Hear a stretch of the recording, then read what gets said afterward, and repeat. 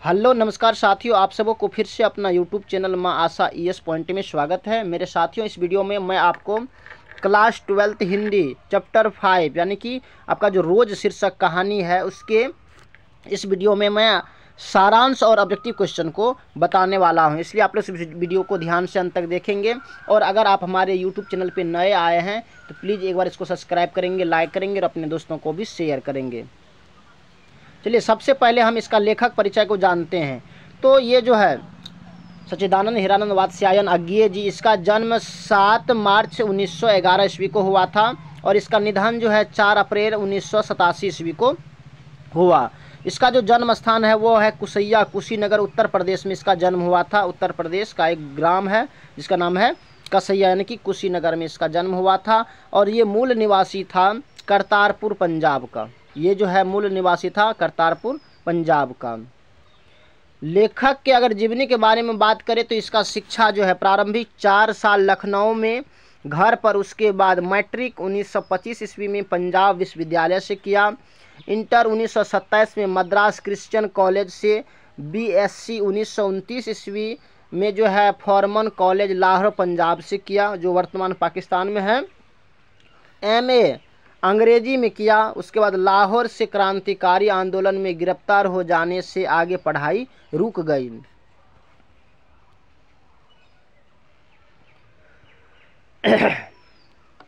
भाषा और ज्ञान की अगर बात किया जाए तो संस्कृत, अंग्रेजी, हिंदी के अतिरिक्त फारसी, तमिल आदि अनेक भाषाओं का ज्ञान था इसके पास। व्यक्तित्व एवं स्वभाव की अगर जहाँ तक बात किया जाए तो ये सुंदर, लंबा, गठीला शरीर, सुरुचि, सुव्यवस्था एवं अनुशासन प्रियता, एकांत प्रिय, अंतर्मुखी स्वभाव, गंभीर एवं चिंतनशील, मितभाषी, अपने मौन एवं मित भाषण के लिए प्रसिद्ध था। पिताजी का तबादला होते रहने के कारण लखनऊ, कश्मीर, लाहौर, पटना, मद्रास आदि स्थानों पर उनके साथ रहने और परिभ्रमण का संस्कार बचपन में ही इसको मिला था। अभिरुचि की अगर बात किया जाए तो बागवानी, पर्यटन, अध्ययन आदि के अलावा दर्जनों प्रकार के पेशेवर कार्य में दक्षता, फोटोग्राफी, हस्तकला, शिल्प आदि में प्रवीणता। यूरोप, एशिया, अमेरिका सहित कई देशों की साहित्यिक यात्रा भी किया इन्होंने। सम्मान की अगर बात किया जाए सच्चिदानंद हीरानंद वात्स्यायन की तो सम्मान में जो है साहित्य अकादमी, भारतीय ज्ञानपीठ, अस्त्रुगा यानी कि यूगोस्लाविया का अंतर्राष्ट्रीय वर्णमाल आदि पुरस्कार इसको मिला है। साहित्य अकादमी पुरस्कार भी मिला और भारतीय ज्ञानपीठ पुरस्कार भी मिला है। देश विदेश के अनेक विश्वविद्यालयों में विजिटिंग प्रोफेसर के रूप में आमंत्रित इसको किया गया था। पत्रकारिता की अगर बात किया जाए तो सैनिक यानी कि आगरा, विशाल भारत, कोलकाता, प्रतीक, प्रयाग, दिनमान, दिल्ली तथा नया प्रतीक, दिल्ली, नवभारत टाइम, नई दिल्ली, थॉक वॉक, एवरी मेंस यानी कि अंग्रेजी में संपादन इन्होंने किया है। उसके बाद जो है कृतियाँ की अगर बात किया जाए तो 10 वर्ष की अवस्था में कविता लिखनी शुरू की। लेखन हिंदी अंग्रेजी दोनों भाषाओं में। बचपन में खेलने के लिए इंद्र सभा नाटक नामक लिखा था। घर में एक हस्तलिखित पत्रिका आनंद बंधु निकालते थे। 1924 से 25 में अंग्रेजी में एक उपन्यास लिखा था। 1924 में पहली कहानी इलाहाबाद की स्काउट पत्रिका सेवा में प्रकाशित। 1930 के बाद नियमित लेखन शुरू किया। विपथगा, जायदोल, ये तेरे प्रतिरूप, छोड़ा हुआ रास्ता, लौटती पगडंडियाँ आदि ये सब कहानी संकलन है। अगर उपन्यास की बात किया जाए तो शेखर एक जीवनी, प्रथम भाग 1941, द्वितीय भाग 1944, नदी के द्वीप, अपने अपने अजनबी, ये सब इन्होंने उपन्यास लिखा है। ध्यान रखेंगे, कह देगा शेखर एक जीवनी किसने लिखा तो ये अज्ञेय जी हो जाएगा। नदी के द्वीप किसने लिखा तो ये सच्चिदानंद हीरानंद वात्स्यायन अज्ञेय जी। और अपने अपने अजनबी उपन्यास किसने लिखा तो आपको याद रहना चाहिए ये सच्चिदानंद हीरानंद वात्स्यायन अज्ञेय जी ने लिखा है। नाटक की बात किया जाए तो ये उत्तर प्रियदर्शी इन्होंने नाटक लिखा है 1967 में। उत्तर प्रियदर्शी नाटक किसने लिखा तो सच्चिदानंद हीरानंद वात्स्यायन अज्ञेय जी। कविता संकलन की अगर बात किया जाए इसका तो भग्न दूत, चिंता, इत्यलम, हरी घास पर क्षण भर, बाबरा अहेरी आंगन के पार द्वार, कितनी नावों में कितनी बार सदा नीरा, ऐसा कोई घर दे आपने देखा है यदि आदि। ये सब कविता इन्होंने लिखा है। निबंध की बात किया जाए तो अरे यायावर रहेगा याद, एक बूंद सहसा उछली, साहित्य इन्होंने ही लिखा है।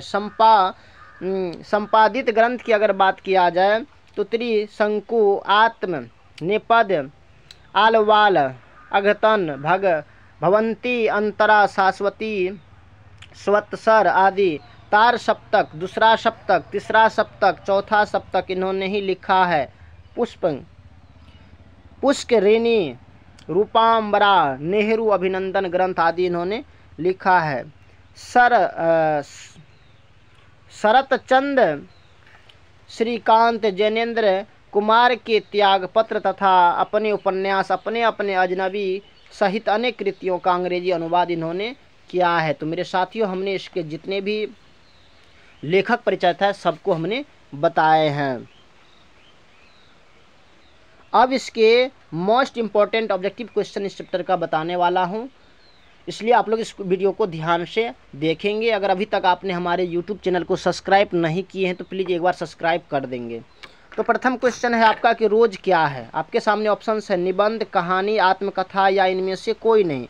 इसका जो करेक्ट आंसर होगा वो हो जाएगा आपको रोज जो है यह क्या एक कहानी है, बी इसका करेक्ट आंसर होगा। नेक्स्ट प्रश्न है आपके सामने दूसरा कि रोज कहानी के कहानीकार कौन है, यानी कि कहते ये रोज कहानी किसने लिखा, मोहन, राकेश, अज्ञेय, मलयज या बालकृष्ण भट्ट। तो इसका जो करेक्ट आंसर होगा वो हो जाएगा आपको रोज है ना, ये हो जाएगा आपको अज्ञेय जी। कभी कभी इसका पूरा नाम दिया रहेगा सच्चिदानंद हिरानंद वात्स्यायन अज्ञेय। नेक्स्ट प्रश्न है आपके सामने तीसरा कि मालती के पति का नाम क्या था, यानी क्या नाम था, चंद्रशेखर, रामेश्वर या महेश्वर या रामनाथ। तो इसका जो करेक्ट आंसर होगा वो हो जाएगा आपको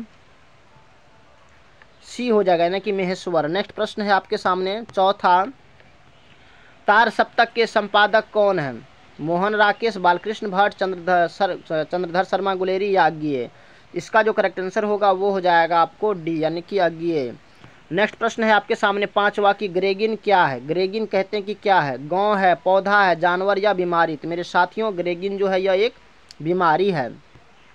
नेक्स्ट प्रश्न है आपके सामने कि रोज कहानी की नायिका कौन है, मालती, कलावती, सुनीता या रागिनी।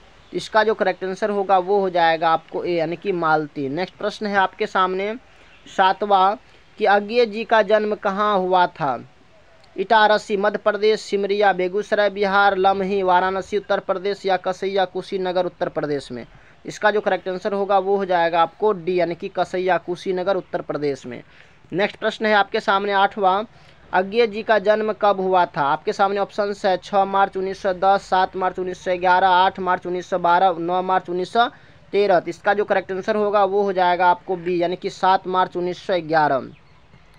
नेक्स्ट प्रश्न है आपके सामने नौवां कि अज्ञेय जी का मृत्यु कब हुआ। आपके सामने ऑप्शंस है 2 अप्रैल 1985, 3 अप्रैल 1986, 4 अप्रैल 1987, 5 अप्रैल 1988।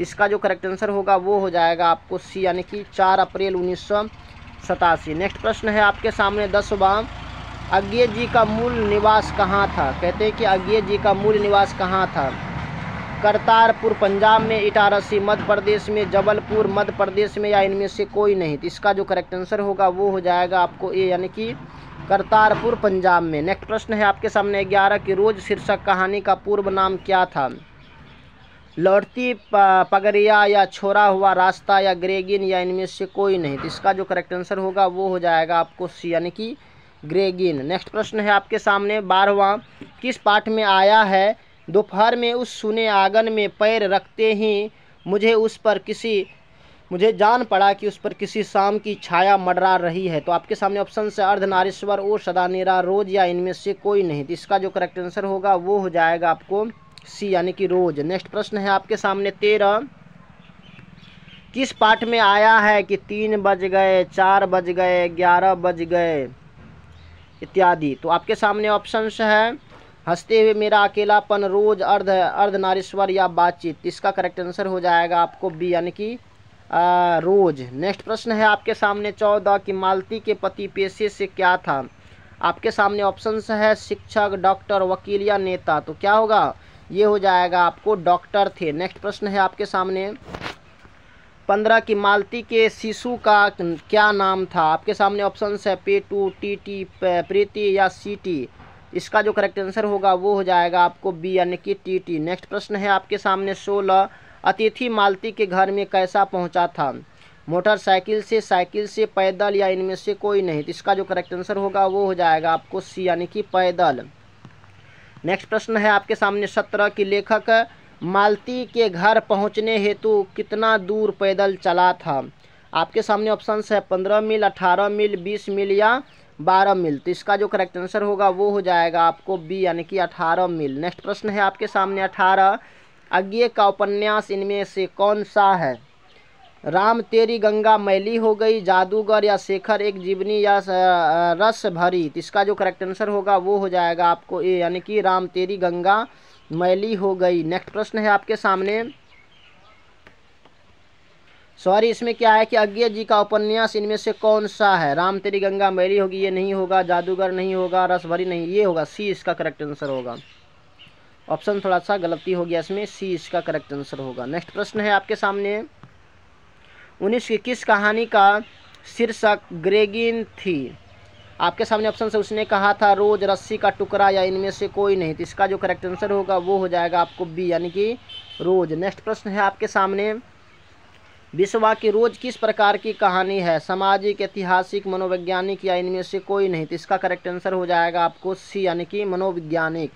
नेक्स्ट प्रश्न है आपके सामने 21 के अज्ञे ने कितने सप्ताकों का यानी कि संपादकों का संपादन किया है। सप्तकों का अज्ञे ने कितने सप्तकों का संपादन किया है, 1, 2, 3 या 4। तो इसका जो करेक्ट आंसर होगा वो हो जाएगा आपको सी यानी कि 3। कितना हो जाएगा 3। नेक्स्ट प्रश्न है आपके सामने 22 की इनमें से कौन अज्ञे का उपन्यास नहीं है। शेखर एक जीवनी, नदी के द्वीप या अपने अपने अजनबी या त्रिशंकु। तो इसका जो करेक्ट आंसर होगा वो हो जाएगा आपको डी यानी कि त्रिशंकु। नेक्स्ट प्रश्न है आपके सामने 23 की दूसरा सप्तक का प्रकाशन कब किया। तो इसका आंसर हो जाएगा आपको 1951 ईस्वी में। नेक्स्ट प्रश्न है आपके सामने 24 रोज कहानी में अतिथि बनकर कौन आता है। कहते हैं कि रोज कहानी में अतिथि बनकर कौन आता है। मालती का चाचा, मालती का मामा, मालती के दूर के रिश्तेदार का भाई या मालती का पिता। इसका जो करेक्ट आंसर होगा वो हो जाएगा आपको सी यानी कि मालती के दूर के रिश्तेदार। नेक्स्ट प्रश्न है आपके सामने 25 की रोज कहानी घंटे की किस खरकन के साथ समाप्त किया। 4, 3, 2 या 11। तो इसका जो करेक्ट आंसर होगा वो हो जाएगा आपको डी यानी कि 11। नेक्स्ट प्रश्न है आपके सामने 26 की आज्ञे किस वाद से संबंधित है। आपके सामने ऑप्शंस है छायावाद, प्रयोगवाद, रहस्यवाद या इनमें से कोई नहीं। तो इसका जो करेक्ट आंसर होगा वो हो जाएगा आपको ए यानी कि छायावाद।